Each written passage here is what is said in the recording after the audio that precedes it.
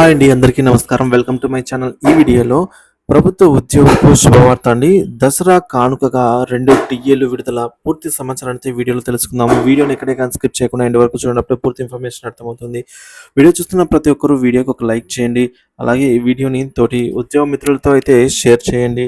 కొత్తగా మన ఛానల్ చూస్తున్న వారు దయచేసి మన ఛానల్ అయితే సబ్స్క్రైబ్ చేసుకోండి. దీని ద్వారా నేను చేసే ప్రతి ఒక్క వీడియో మీ వరకు రీచ్ అవుతుంది. ఆలస్యం చేయకుండా వీడియోలోకి అయితే వెళ్ళిపోదాము. ఫ్రెండ్స్, ఇక విషయానికి వచ్చినట్లయితే పెండింగ్లో ఉన్నటువంటి 2 డిఏలను క్లియర్ చేయడానికి రాష్ట్ర ప్రభుత్వం అడుగులు వేస్తోందండి.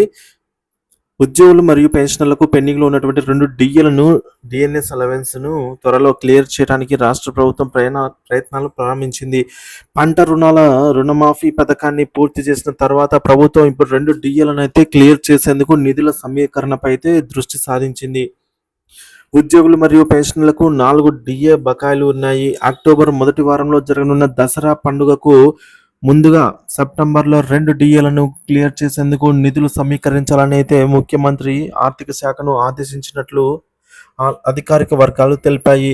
జూన్ 4న లోక్సభ ఎన్నికలు ముగిసిన వెంటనే 2 డిఏల గురించి క్లియర్ చేయాలని రాష్ట్ర ప్రభుత్వం యోచించినప్పటికీ అప్పుడు ఆర్థిక ఇబ్బందుల కారణంగా అది నెరవేరలేదు.